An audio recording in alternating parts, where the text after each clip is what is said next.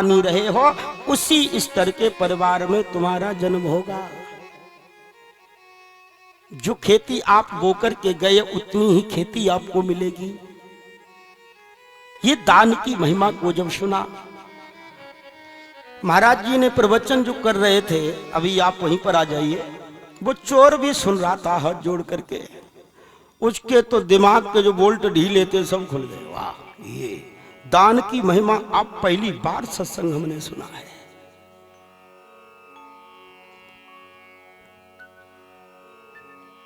जो ये महिमा सुनी कि मैं तो पूरा जीवन चोरी में बिता दिया। हमने तो संत की शरण कभी ग्रहण की नहीं, मैंने कभी सत्संग सुना नहीं। दान की इतनी बड़ी महिमा है। आरती हुई, सबने अपना आरती का पैसा चढ़ाया, ठाकुर जी के चरणों में भेंट की। अब उसके मन में भाव आया कि हम भी कुछ होता तो हम भी दान करते, और चुरा करके लाया था गया, इधर उधर जेब में खकोर रहा, इधर हाथ डाल रहा, इधर उधर। संयोग ऐसा बना, ठाकुर जी की कृपा, उसके पेंट की सियन में कई 1 रुपया अटक गया था। वो मैंने कि वो खटका, हाँ है कुछ। धीरे धीरे मैंने निकाला, और निकाल के वही 1 रुपया जो है गोविंद के चरणों में चढ़ा दिया। वो 1 रुपया स्वामी जी के पास पहुंचा, और उसी पांडाल में उस चोर की मौत हो गई। मौत हो गई, उसका अंतिम संस्कार हुआ। वो गया धर्मराज की सभा में, पेशी हुई। अब धर्म, पुण्य और पाप के दोनों रजिस्टर निकाले गए। पुण्य का रजिस्टर में पहले पृष्ठ पर 1 रुपया दान है, पूरा रजिस्टर खाली है। पाप का रजिस्टर खोला, पूरा भरा पड़ा, एक भी गैर हाजिरी नहीं। धर्मराज कहने लगे, भाई इतना बड़ा पापी, भाई तुमने धर्म तो किया है, दान किया है 1 रुपया का, लेकिन वो जो 1 रुपया का दान किया है, रुपया भले ही 1 हो, उस कीमत पर नजर नहीं है।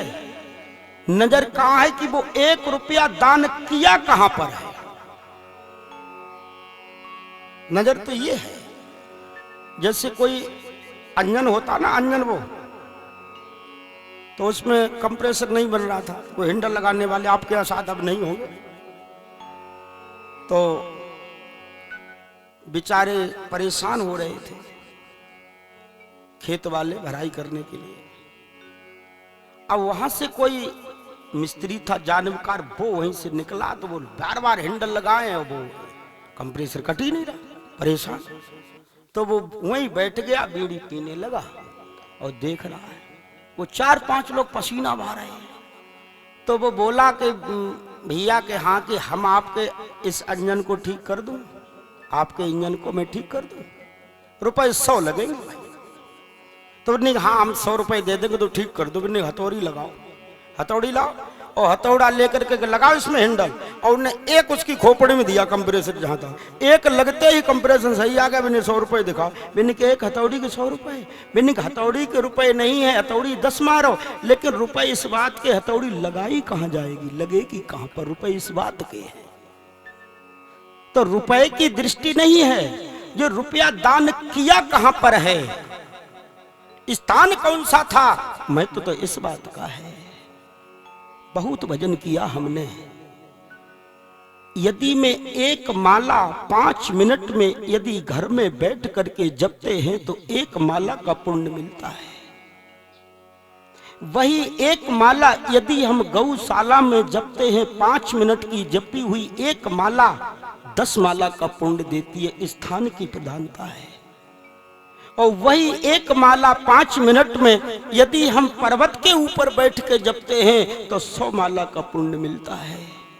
वही 1 माला 5 मिनट में यदि गंगा मैया के किनारे बैठ के जपें तो 1000 माला का पुण्य मिलता है। वही 1 माला 5 मिनट में यदि शिव मंदिर में जपूं या गुरुदेव की शरण में जपूं तो अनंत गुना फल हो जाता है। माला 1 मिनट 5, लेकिन स्थान के कारण उसकी वृद्धि हो जाती है। जितना महान पवित्र सिद्ध स्थान पर आप भजन करेंगे उतनी ही जल्दी आपको भगवान की अनुभूति जल्दी हो जाएगी। जितने सिद्ध आज हमारे संत महापुरुष सिद्ध जगह क्यों ढूंढ रहे, इधर उधर भाग रहे हैं, उन्हें कोई ऐसा सिद्ध स्थान मिले जहां मेरी थोड़े में ही और बड़ी साधना हो जाए। जितनी सिद्ध भूमि होगी उसी जगह पर अनुष्ठान करने से, भजन करने से हमें भगवान की अनुभूति शीघ्र अतिशीघ्र हो जाती है। रुपया तो भाई तेरा एक है, लेकिन एक संत के चरणों में एक पवित्र सिद्ध स्थान पर दान किया है, इसलिए इसका इतना बड़ा महत्व बन गया है कि तुझे 24 घंटा के लिए इंद्रासन मिलेगा। इंद्र की गद्दी तुझे मिलेगी 24 घंटा के लिए। लेकिन अब तू ये बता दे कि पहले स्वर्ग का राज्य भोगेगा या नरक भोगेगा।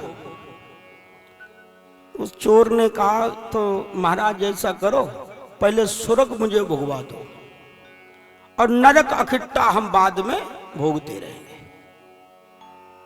धर्मराज ने पत्र लिखा, जाओ। देवराज इंद्र को जब पत्र मिला धर्मराज युधिष्ठिर का, वो धर्मराज जी का लिखा हुआ, 24 घंटे के लिए इंद्रासन खाली करें, बहुत बड़ा दानी आया है। इतना बड़ा पुण्य है कि 24 घंटा के लिए इंद्रासन खाली। धर्मराज का पत्र पढ़ के इंद्र नीचे तुरंत स्वागत करके गद्दी पर बैठा दिया। और जो स्वर्ग की भव्यता सभ्यता जो देखी, जो स्वर्ग का वैभव, वो अप्सराएं, चोर सोचने लगा 24 घंटा के लिए यहाँ है, 24 घंटे बाद कान पकड़ के नीचे उतार दिए जाएंगे। और 1 रुपया के दान करने से जब मैं इतनी बड़ी गद्दी पर बैठ सकता हूं, तो चलो न मैं दान ही करना शुरू कर दूं। करेंगे क्या 24 घंटा तक? उस चोर ने बैठ करके दान लुटाना शुरू कर दिया। अब कोई 10 मांगे वो 100 पकड़ा दे। अच्छा, उसके पास से जाता भी क्या है, उसे तो मालूम है 24 घंटा बाद उतारा ही जाएंगे। कोई 100 मांगे तो 500 पकड़ा दे, ले जाओ। इंद्र की धड़कन तेज, ये तो हमें बेकारी बना देगा क्या? अब जब दान लुटने लगा, त्रिलोकी में तहलका मच गया कि अब की बार में जो नया इंद्र बना है वो कंजूस बिल्कुल नहीं है। केवल दरबार में पहुंच जाओ, फिर तो पोटरी बांध लाओ। अब लेने वालों की बड़ी लंबी कतार, और सरकार से कोई योजना निकले, कोई दान बटे, तो लेने वाले गरीब पीछे रह जाते हैं। अब जो पैसे वाले पहले लाने में लगते हैं कि हम सबसे गरीब हैं। त्रिलोकी में तहलका मच गया, सभी पहुंचे तो हमारे ब्रह्मा जी पहुंचे, हमारे भोले बाबा पहुंचे। अच्छा, फ्री में मिल रहा तो कौन मना करेगा? मेरे प्रभु को पता चला, नारायण को, लक्ष्मीपति भगवान विष्णु ने कहा ऐसा कौन सा दानी, चलो हम भी कुछ ले लेंगे। जो भगवान विष्णु ने लंबी कतार देखी तो भगवान हमारे कैसे हैं? शांताकारम भुजगशयनम पद्म नाभम सुरेशम, परम शांत स्वभाव के। भगवान ने कहा इन भूखन को पहले ले लेने दो, हम तो बाद में बचेगा तो हम ले लेंगे। भगवान सबसे पीछे लाने में लग गए जाकर के। हमारे भगवान सबसे पीछे लगे, सब दान ले रहे हैं, वो लुटा रहा है। जो कुछ मांगो वही ले जाओ, रोक टोक तो वहां कुछ है ही नहीं। इंद्र बार बार घड़ी देख रहा है, धड़कन बढ़ती जा रही है। सबने दान ले लिया, केवल समय पूरा होने को था। हमारे नारायण रह गए दान लेने के लिए। जैसे मेरे प्रभु गए दान लेने के लिए, मेरे प्रभु ने ऐसे झोली फैलाई, लाओ दानी हम भी कुछ लेंगे। उसने भगवान को देने के लिए, कुछ उठाने के लिए हाथ किया, तो 24 घंटे पूरे हो गए थे। इंद्र ने वही हाथ पकड़ लिया, अब 1 फूटी कौड़ी दान नहीं कर सकते हो। भगवान की झोली खुली की खुली रह गई, और देने वाले दानी के मन में प्रबल इच्छा रही। रो पड़ा, प्रभु मैंने आपके लिए कुछ दे नहीं पाया। भगवान ने विश्वास दिला, सुन सुन रोना मत, मेरे मन में तुझसे लेने की बड़ी इच्छा थी, बहुत कुछ मन बना करके आए थे कि हम भी भिखारी बन के जाएंगे तो कुछ दान देंगे, लेकिन तूने हमें दे नहीं पाया। तेरे मन में देने की इच्छा है और मेरे मन में लेने की इच्छा कामना है। रोना मत, हम तुझे वचन देते हैं, वरदान देते हैं, तो राजा बलि बन जा करके, तो राजा बलि बनेगा और हम तेरे दरवाजे पर 52 भगवान बन के आएंगे। तू जब राजा बलि बनेगा और हम 52 भगवान बन के जब तेरे दरवाजे पर भिखारी बन के आएंगे, उस दिन तू स्वतंत्र होगा। हमारी जी चाहे वो हम मांग लेंगे और खुल करके तो दिल खोल के उस दिन मुझे दे देना। रोने की चिंता नहीं है, तेरे कारण मैं अवतार लेकर के आऊंगा। अंदाजा लगाइए, 1 रुपया का दान करने वाला वो चोर राजा बलि बना और जिसके दरबार पर हमारे भगवान नारायण 52 बन करके और पहुंच गए थे दान लेने के लिए। तो दान की महिमा हमारे शास्त्रों में, पुराणों में प्राचीन काल से भरी पड़ी है। यहां जो भी आप अन्न दान करते हैं या सब्जी दान करते हैं या तेल टीन घी जो भी दान करते हैं, ऐसी सिद्ध भूमि पर अनंत गुना फल है। आप वस्त्र दान करेंगे, बर्तन दान करेंगे, ऐसा आप न समझे कि ये आचारी बांध के ले जाता है। आचारी कुछ नहीं ले जाता है। जो भी आपका अन्न आएगा, अभी मैं बिहार में कथा कर रहे थे, इतना चावल, इतना आटा, महाराज जी ये आपका है। हमने कि मेरा नहीं है, ये पूरा भंडारे में लगाते रहिए, नित्य भंडारे में लगाते रहिएगा। 36 कुंटल आटा चावल था, 25-30 कुंटल सब्जी चढ़ी थी वहां।